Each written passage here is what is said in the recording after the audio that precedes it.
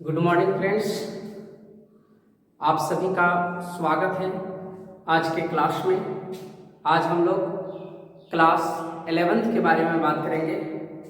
जैसा कि मैंने पिछले के जितने भी वीडियोस थे उसमें क्लास 11th के बारे में बतलाया था। क्लास 11th के हम लोग चैप्टर 1 और चैप्टर 2 की बात किए थे, यानी 2 यूनिट समाप्त किया था, जिसमें unit and dimension first unit और सेकेंड जो था वह वेक्टर्स के बारे में बतलाया था। आज हम सभी बात करेंगे यूनिट 3 का motion in one dimension. Motion in one dimension यानी कि वैसी गति के बारे में बात करेंगे जो वन डायमेंशन में होगा। तो सबसे पहले जानने की यह जरूरत है हमें कि वन डायमेंशन क्या होता है, 2 डायमेंशन क्या होता है और 3 डायमेंशन क्या होता है। तो इसके बारे में बतलाने से पहले मैं आपको मोशन बतलाता हूँ, और मोशन को जानने से पहले किन टर्म को जानना है उसका जिक्र करता हूँ। तो सबसे पहले आपके माइंड में होना चाहिए कि क्लास 9th में आप लोग मोशन के बारे में पढ़े होंगे। मोशन में वहाँ पर रेस्ट के बारे में भी बतलाया गया होगा, स्पीड पढ़े होंगे, वेलोसिटी पढ़े होंगे, एक्सीलरेशन पढ़े होंगे। बहुत सारे ऐसे टर्म थे मोशन में जिसको आप लोग क्लास 9th में स्टडी किए थे। आज हम लोग उसी का विस्तार रूप जो है यहाँ पर सीखेंगे मोशन इन वन डायमेंशन में। तो चलिए बात करते हैं आज मोशन इन वन डायमेंशन का, जिसका पहला जो टॉपिक जो है वह है rest. Rest is the first topic. Rest आखिर होता है क्या, जिसे हम लोग विराम कहते हैं। रेस्ट को क्या कहा जाता है हिंदी में? विराम कहा जाता है। विराम क्या होता है? तो यहाँ पर विराम को समझने के लिए आपको सबसे पहले रिलेटिव को जानना होगा। एक रिलेटिव वर्ड आएगा हमेशा, रिलेटिव। अब रिलेटिव का मतलब क्या है कि हम कंपैरिजन करेंगे, तुलना करेंगे। किसके साथ तुलना करेंगे? तो किसी ऑब्जेक्ट के साथ तुलना करेंगे, किसी वस्तु के साथ तुलना करेंगे। जैसे यदि बोला जाए कि मैं अभी आपके सामने खड़ा हूँ और मैं मूव नहीं कर रहा हूँ, तो ऐसी परिस्थिति में बोला जाएगा कि मैं जो हूँ वह रेस्ट में हूँ। परंतु यदि हम मूव करने लगे यहाँ से वहाँ, तो मुझे कोई भी कह देगा कि आप गति में हैं। परंतु फिजिक्स की भाषा में, फिजिक्स चैप्टर में कुछ अलग ढंग के डेफिनेशन दिया गया है। पूरे यूनिवर्स को देखकर आप देखते हैं कि ब्रह्मांड में पूरे हमारे जो सौरमंडल जो है, सूर्य के चारों तरफ जितने भी ग्रह हैं, उपग्रह जो हैं, सभी जो हैं कि मोशन में है। किसी भी परमाणु के न्यूक्लियस नाभिक के चारों ओर इलेक्ट्रॉन जो है मोशन में है। परंतु सबको डिफाइन करने के लिए मोशन और रेस्ट को अलग ढंग से डिफाइन किया गया, परिभाषित किया गया। जैसे कोई व्यक्ति यदि ट्रेन में बैठा हो, बस में बैठा हो, तो उस व्यक्ति का 2 पोजीशन है। एक तो उसे मोशन में भी कहा जा सकता है और उसे रेस्ट में भी कहा जा सकता है। यदि चलती हुई बस और ट्रेन में वह सफर कर रहा है तो वह मोशन में भी होगा और रेस्ट में भी होगा। लेकिन अब यहाँ पर ये भी क्वेश्चन उठ सकता है कि चलती हुई बस में वह रेस्ट में कैसे होगा और मोशन में कैसे होगा। तो उसको समझने के लिए आपको जानना होगा कि ऑब्जेक्ट के साथ उसका रिलेशन कैसा है, उसका संबंध कैसा है। तो आइए आज हम सभी बात करते हैं उसी पर, रिलेटिव वर्ड पर बात करेंगे। तो देखिए, जैसे मान लिया जाए कि कोई व्यक्ति किसी बस में या फिर किसी कार में वह व्यक्ति सफर कर रहा है। अब एक कार है यहाँ पर, इस कार में कोई व्यक्ति बैठा है और इसमें सफर कर रहा है। तो बोला जाता है कि यह व्यक्ति जो है इस कार की अपेक्षा, जो कार की जो ढांचा जो है, जो डब्बा जो है जिसमें वो बैठा है, उसकी सापेक्ष, रिलेटिव को ही हम लोग सापेक्ष बोल रहे हैं, या उसकी अपेक्षा वह जो होता है विराम में होता है, रेस्ट में होता है। परंतु जो आउटर ऑब्जेक्ट जो होते हैं, बाहर की जो वस्तुएं जो होती है, उनके अपेक्षा जो होते हैं वो गति में होता है। बाहर की वस्तुएं कहने का मतलब कि जैसे पेड़ पौधे हो गए, दुकान हो गए, घर हो गए, बिल्डिंग्स हो गए, रोड हो गए, है ना, उन सभी की अपेक्षा यह किसमें है? तो यह व्यक्ति मोशन में है। तो कहने का मतलब क्या है कि मोशन में कब होगा और रेस्ट में कब होगा, उसकी डेफिनेशन से यहाँ पर क्लियर हो जाएगा। तो रेस्ट का कहने का मतलब क्या है कि व्यक्ति का स्थान परिवर्तन ना हो, व्यक्ति का स्थान नहीं बदले। यदि किसी वस्तु का स्थान परिवर्तित होता है तब वह मोशन में होगा, स्थान परिवर्तित नहीं होगा तब वह रेस्ट में होगा, परंतु यह पूर्ण रूप से संतुष्ट करने वाला डेफिनेशन नहीं है। अब यहाँ पर पूर्णतः इसको परिभाषित करने के लिए हमको सापेक्षिक वर्ड को डालना होगा।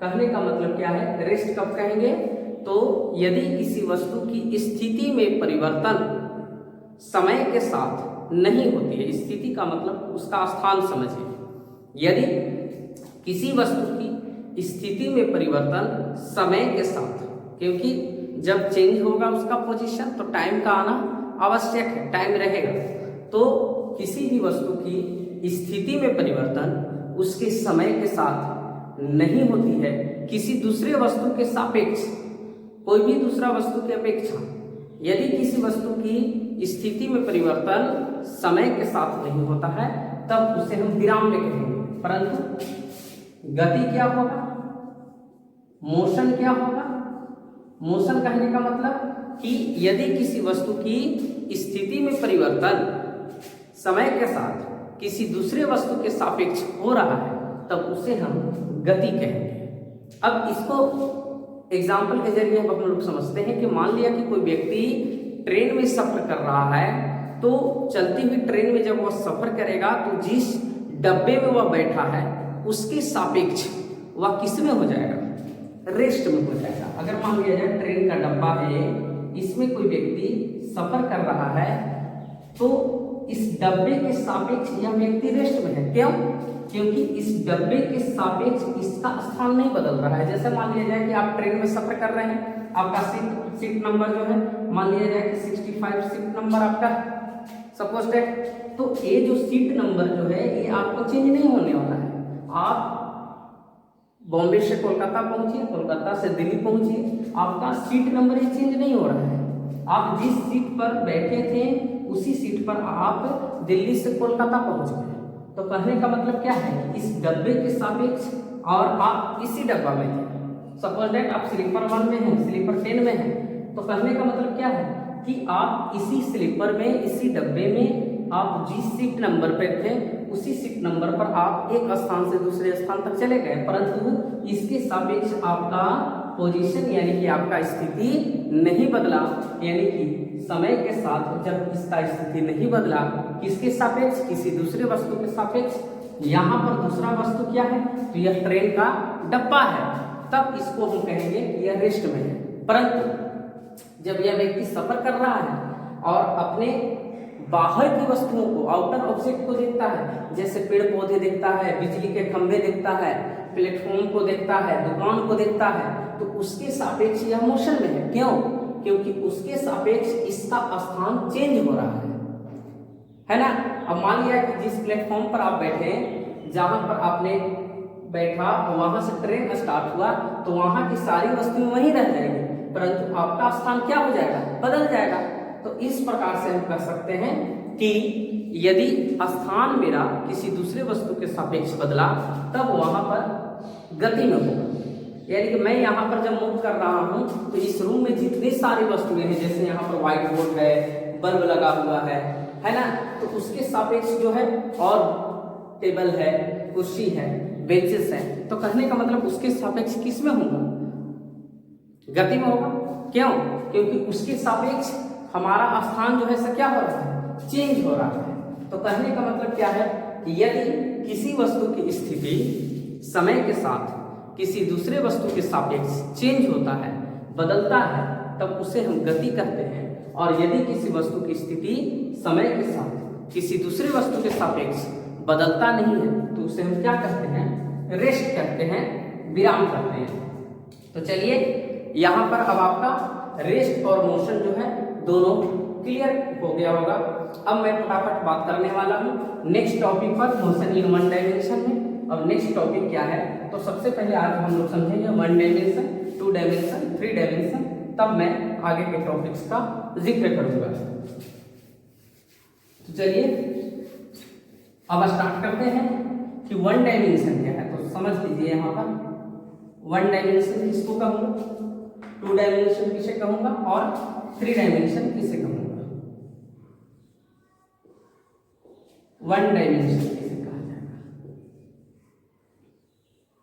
वन डायमेंशन कहने का मतलब क्या है कि किसी एक पोजीशन से हम उसका डेफिनेशन जो है दे सकें। जैसे मान लिया जाए कि यदि ये मेरा पथ है, कोई रास्ता है, इस पर यदि कोई कार मोशन कर रहा है, गति कर रहा है, तो इस पोजीशन में हम क्या कर सकते हैं कि इसके द्वारा, ये लाइन के द्वारा हम बोल सकते हैं कि सीधी रेखा पथ पर जो है कि कार आगे बढ़ रही है। अगर मान लिया जाए कि बंदूक से कोई गोली निकलती है, तो बंदूक से निकलने वाली जो गोली की गति होगी, जो बुलेट की जो गति होगी, वह वन डायमेंशन में होगा, एक विमीय गति में होगा। मतलब एक पाथ के द्वारा जिसको दिखला दिया उसको वन डायमेंशन कहेंगे, और जहां पर डबल आवश्यकता पड़ेगी उसको टू डायमेंशन कहेंगे, जहां पर थ्री आवश्यकता पड़ेगी उसको थ्री डायमेंशन। जैसे मान लिया जाए कि मेरे पास एक स्क्वायर है, अब इसमें ढेर सारे मॉलिक्यूल्स हैं, ढेर सारे पोजीशन है यहाँ पर। अब मान लिया जाए कि हम कहें यहाँ पर कि वन लाइन के द्वारा इसके सारे पोजीशन को हम दिखलाते हैं, तो यह गलत होगा, क्योंकि अब इसमें इस लाइन के द्वारा तो वन डायमेंशन हो गया, सारे पॉइंट्स नहीं आए, तो यानी कि एक ए लाइन हो गया और एक आपको ए लाइन हो गया, क्षैतिज और उदग्र। अब ये दोनों लाइन के द्वारा इस स्क्वायर में जितने भी पॉइंट्स आने वाले हैं सारे जो होंगे संतुष्ट हो जाएंगे, सेटिस्फाइड हो जाएंगे। तो यहाँ पर कितना हुआ, वन और वन कितना हो गया, टू हो गया, यानी कि वन और एक टू। तो ये दो पोजीशन के द्वारा स्क्वायर के सारे पॉइंट्स को क्लियर किया गया, तो कहने का मतलब यह हो गया टू डायमेंशन। क्लियर? कितने डायमेंशन में हो गए, टू डायमेंशन में हो गए। जैसे मान लिया जाए कि एक पेंसिल को हम ले लिए, एक मार्कर को ले लिए, तो वन डायमेंशन होगा। परंतु अगर मान लिया जाए कि एक रैकेट ले लिए, है ना, तब यह इसके पोजीशन को दिखाने के लिए कितना डायमेंशन चाहिए, टू डायमेंशन चाहिए। यदि मान लिया जाए कि एक क्यूब ले लेते हैं, एक क्यूब ले लिया, तो अब बताइए घन हो या फिर घना हो, तो उसके पोजीशन के लिए हमको दिखलाने के लिए कितने चाहिए स्थितियां, कितने पॉइंट्स चाहिए, तो थ्री चाहिए। यानी कि 3 पॉइंट्स जब आएंगे तो उसे भी क्लियर कर दिया जाएगा, यानी कि वह 3 डायमेंशन में हो जाएगा। जैसे मैं यहाँ पर दिखा रहा हूँ कि एक क्यूब है, तो इसको दिखाने के लिए सारे पॉइंट्स को क्या चाहिए, क्यूब में क्या होता है, L B H, length breadth और हाइट, यानी कि लेंथ भी चाहिए, ब्रेथ भी चाहिए और इसका क्या चाहिए, हाइट भी चाहिए। तो यानी कि 1 2 और 3, तो यह जो हो जाएगा 3 डायमेंशन में हो जाएगा। तो इस प्रकार से हम बता सकते हैं, यहाँ पर क्लियर कर सकते हैं कि वन डायमेंशन को समझने के लिए क्या चाहिए, टू डायमेंशन को समझने के लिए क्या चाहिए और थ्री डायमेंशन को समझने के लिए क्या चाहिए। तो एग्जाम्पल के जरिए भी हम लोग यहाँ पर देख सकते हैं कि थ्री डायमेंशन में जो होगा कौन कौन से एग्जाम्पल आएंगे, टू डायमेंशन में कौन कौन से एग्जाम्पल आएंगे और थ्री डायमेंशन में कौन कौन से एग्जाम्पल आएंगे। तो मोशन इन वन डायमेंशन में हम लोग सिर्फ वैसे पोजीशन की बात करेंगे, वैसी स्थिति की बात करेंगे जिसमें एक अक्ष से हमारा काम चले, यानी कि जैसे कि एक्स अक्ष, वाई अक्ष और जेड अक्ष जानते हैं, तो जिसमें एक्स अक्ष से काम चलेगा, एक ही अक्ष से काम चलेगा, वह वन डायमेंशन में आएगा। जिसमें एक्स और वाई दोनों आ जाएंगे उसको टू डायमेंशन कहेंगे, और जिसमें एक्स वाई और जेड तीनों आएंगे उसको हम लोग थ्री डायमेंशन के नाम से जानेंगे। तो वन डायमेंशन के एग्जाम्पल में आपको क्या क्या हो गए, टू डायमेंशन के एग्जाम्पल में क्या हो जाएंगे और थ्री डायमेंशन के एग्जाम्पल में क्या हो जाएंगे, इसके बारे में भी हम लोग बात करेंगे।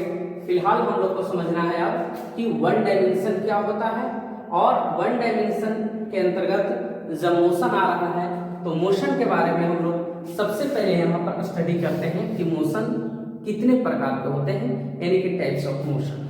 तो टाइप्स ऑफ मोशन में क्या क्या आ जाएगा आपको, टाइप्स ऑफ मोशन में जैसे आपको आ जाएंगे यहाँ पर क्लास 9 में भी आप लोग पढ़े होंगे। टाइप्स ऑफ मोशन में आ जाएगा आपको लीनियर मोशन, इसको हिंदी में क्या कहते हैं, रैखिक गति कहा जाता है। रेक्टिलिनियर मोशन भी होता है, रैखिक गति। अब रैखिक गति का मतलब क्या है, तो सीधी रेखा पथ, जो स्ट्रेट पथ होगा, सीधा होगा, सीधी रेखा पथ पर जो भी गतियां होगी उन सभी गति को हम लोग क्या कहेंगे, रैखिक गति कहेंगे। यानी कि मोशन ऑन स्ट्रेट पाथ, सीधी रेखा पथ पर जो गति होगी उसको रैखिक गति के नाम से जानेंगे। जैसे बंदूक से निकला हुआ जो गोली की गति जो होती है वह सीधी रेखा पथ पर होती है, तो वह किस में आ जाएगा, रैखिक गति में आ जाएगा। और क्या एग्जाम्पल हो सकता है इसका, जो धनुष जो होते हैं उनसे जो तीर जो निकलते हैं, तो धनुष से निकला हुआ जो तीर की गति होगी वह भी क्या हो जाएगा, रैखिक गति हो जाएगा। और उसके अलावा और क्या एग्जाम्पल हो सकते हैं, सीधी सड़क पर जो बस की गति होगी, कार की गति होगी, बाइक की गति होगी, वो सारे जो होंगे वह रैखिक गति के अंतर्गत आ जाएंगे। दो विकेटों के बीच में क्रिकेट खिलाड़ियों की जो रन लेने के क्रम में जो गति होगा वह भी आपको किसके अंतर्गत आ जाएगा, तो रैखिक गति के अंतर्गत आ जाएगा। ठीक उसी प्रकार से आपको होता है वृत्तीय गति। वृत्तीय गति जिसको हम लोग क्या कहते हैं, इंग्लिश में सर्कुलर मोशन कहते हैं। सर्कुलर मोशन में क्या हो जाएगा, वृत्तीय गति के अंतर्गत क्या लेंगे, तो वृत्तीय गति के अंतर्गत क्या होगा कि जो वृत्ताकार पथ पर गति होगा, जो किसी वस्तु के गति करने का जो रास्ता जो होगा वह वृत्ताकार होगा, तब उसे हम लोग क्या कहेंगे, वृत्तीय गति कहेंगे। एग्जाम्पल के लिए हम लोग क्या लिख सकते हैं, जो फैन का जो पंखा का जो ब्लेड्स जो होता है उसका मोशन जो होता है, कोई फैन है उसके जो ब्लेड्स होते हैं, 3 ब्लेड्स होते हैं, तो ब्लेड्स का जो मोशन होगा वह राउंड अप होगा, वृत्ताकार पथ पर होगा, तो क्या होगा, वह वृत्तीय गति हो जाएगा, है ना। और क्या हो सकता है, तो किसी भी न्यूक्लियस यानी नाभिक के चारों ओर जो होगा इलेक्ट्रॉन की जो गति होगा वो भी आपको क्या आ जाएगा, वृत्तीय गति के अंतर्गत आ जाएगा, है ना। और क्या एग्जाम्पल हो सकता है, जो हैंड वॉच होता है या फिर वॉल वॉच जो होता है, जो घड़ी जो होती है, घड़ी में जो सुई की जो गति होती है वो भी क्या हो जाएगा, वृत्तीय गति के अंतर्गत आ जाएगा। तो इस प्रकार की जो गति है उसे हम क्या कहेंगे, वृत्तीय गति कहेंगे। इसके अलावा आपको एक आता है यादृच्छिक गति। यादृच्छिक गति, यादृच्छिक गति क्या है, इसको इंग्लिश में क्या कहते हैं, रैंडम मोशन कहते हैं, रैंडम मोशन।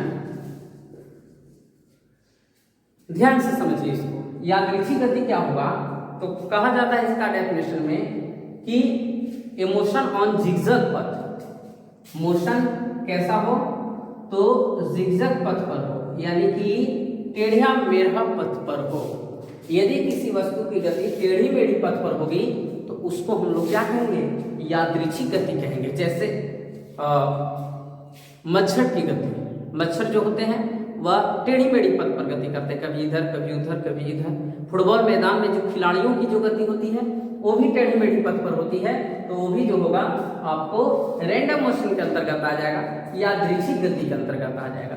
चाहे तो आप इसका पहले स्क्रीनशॉट भी ले सकते हैं और सभी टॉपिक्स का डेफिनेशन आप अपनी कॉपी में नोट करते जाइएगा। जैसे जैसे मैं बोलूंगा आप लोग डेफिनेशन जो है अपने कॉपी में लिखते जाइएगा। तो चलिए एक बार फिर से हम रिपीट करते हैं। रैखिक गति कहने का मतलब क्या है, तो सीधी रेखा पथ पर जो गति होगी उसे हम रैखिक गति कहेंगे।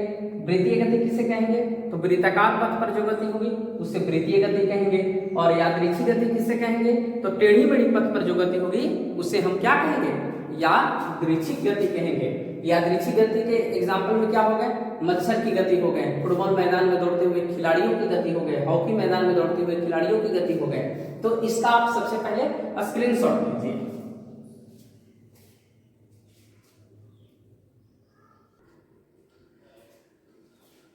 चलिए तो आप लोग स्क्रीनशॉट ले लिए होंगे। अब मैं बात करता हूं टाइप्स ऑफ मोशन में। नेक्स्ट टर्म का 4th नंबर पर आ जाएगा आपको दोलनी गति। दोलनी गति, जिसको इंग्लिश में क्या कहेंगे, ऑस्किलेटरी मोशन कहेंगे, ऑस्किलेटरी मोशन। ऑस्किलेटरी मोशन क्या होगा, तब यहां पर जो है ऑस्किलेटरी मोशन को यदि डिफाइन करना है तो हम लोग जानेंगे कि दोलनी गति क्या होता है। तो दोलनी गति कहने का मतलब क्या है कि यदि मोशन टू एंड फ्रो रहे, इसका मतलब इधर उधर का जो गति होगा किसी फिक्स्ड पॉइंट के इधर उधर यदि गति होता है तो उसे हम दोलनी गति कहते हैं। यानी किसी निश्चित बिंदु, किसी फिक्स्ड पॉइंट, किसी निश्चित बिंदु के आगे पीछे या फिर ऊपर नीचे यदि गति होती है तो उसे हम दोलनी गति कहेंगे। एग्जाम्पल के लिए घड़ी में जो पेंडुलम जो होता है उसकी जो गति जो होती है वह जो होता है किसी फिक्स्ड पॉइंट, जैसे यहाँ पर फिक्स्ड पॉइंट है, इसके इधर उधर आगे पीछे जो गति जो हो रही है वह क्या आ जाएगा आपको दोलनी गति। झूले की जो गति होती है, एग्जाम्पल के लिए जो झूले की जो गति होगी वह भी किसी फिक्स्ड पॉइंट के आगे पीछे ऊपर नीचे जो गति करती है वो भी आपको दोलनी गति के अंतर्गत आ जाएगा। अब मैं बात करता हूं आवर्त गति। आवर्त गति क्या होगा आपको, आवर्त गति जिसको इंग्लिश में क्या कहते हैं, पीरियोडिक मोशन कहते हैं। पीरियोडिक मोशन जो होगा क्या होगा, पीरियोडिक मोशन कहने का मतलब क्या है कि रिपीटेड मोशन, यदि बार बार किसी गति को दोहराया जाए किसी फिक्स्ड पॉइंट के चारों तरफ या फिर अगल बगल आगे पीछे, यदि गति को दोहराया जा रहा है, कोई फिक्स्ड पॉइंट है, कोई निश्चित बिंदु है, तब वैसे गति को हम लोग क्या कहेंगे, आवर्त गति कहेंगे। यानी रिपीटेड मोशन जो होगा उसी को आवर्त गति कहा जाएगा। यानी repeated motion again and again ना, रिपीटेड मोशन जो होगा बार बार होगा और किसी फिक्स्ड पॉइंट के कारण होगा तो वहां पर जो होगा उसे आवर्त गति कहेंगे। जैसे आपको एग्जाम्पल के लिए आप ले सकते हैं कि सूर्य के चारों तरफ जो पृथ्वी की गति है वह बार बार दोहराई जा रही है, तो उसको भी मैं आवर्त गति के अंतर्गत में रख सकता हूं। ऐसे जो सूर्य के चारों तरफ जो पृथ्वी की गति है या पृथ्वी के चारों चंद्रमा की गति है, जो प्लैनेट्स घूम रहे हैं, जितने भी प्लैनेट्स, वे वृत्ताकार गति में भी, वृत्तीय गति में भी, सर्कुलर मोशन के अंतर्गत भी आते हैं। तो यहाँ पर रिपीटेड मोशन होगा। जैसे मान लिया जाए सिलाई मशीन में सुई की गति जो होगी, सिलाई मशीन में जो सुई की गति होगी आगे पीछे एक फिक्स्ड पॉइंट के अंडर में करती है, तो ऐसी गति को जो भी होगा आवर्त गति के अंतर्गत हम लोग ला सकते हैं। तो आज के वीडियो में क्या क्या पढ़े फ्रेंड्स, आज के वीडियो में हम लोग जाने motion in one dimension. Motion in one dimension क्या होता है, तो जिसको डिफाइन करने के लिए, जिस मोशन को डिफाइन करने के लिए हमें एक पाथ की आवश्यकता पड़ती है, एक एक्सिस की आवश्यकता पड़ती है, एक अक्ष की आवश्यकता पड़ती है, उसी को हम लोग मोशन इन वन डायमेंशन कहते हैं। इसके अंतर्गत रेस्ट क्या होता है, मोशन क्या होता है, उनके बारे में भी आज हम लोग यहाँ पर जिक्र किए। और मोशन के टाइप्स कितने होते हैं, तो यहाँ पर ढेर सारे ऐसे टाइप्स हो जाएंगे, परंतु हम लोग मुख्य रूप से 5 प्रकार का यहाँ पर जिक्र किए। ऐसे मोशन में रोटेशनल मोशन भी होता है और ढेर सारे मोशन होते हैं, परंतु हम लोग मुख्य रूप से 5 प्रकार का यहाँ पर जिक्र किए। अब मैं नेक्स्ट वीडियो में आप लोगों के साथ मिलूंगा और नेक्स्ट टॉपिक का बात करूंगा मोशन इन वन डायमेंशन में, जिसमें आपको डिस्टेंस आ जाएगा, डिस्प्लेसमेंट आ जाएगा, वेलोसिटी आ जाएगा, एक्सेलरेशन आ जाएगा। तो उन सभी बिंदुओं पर भी हम लोग बात करेंगे नेक्स्ट वीडियो में। तब तक के लिए इतना ही। आप लोग जितना ज़्यादा से ज़्यादा हो सके इस वीडियो को आप शेयर करें, लाइक करें और मेरे चैनल को सब्सक्राइब करें। बहुत बहुत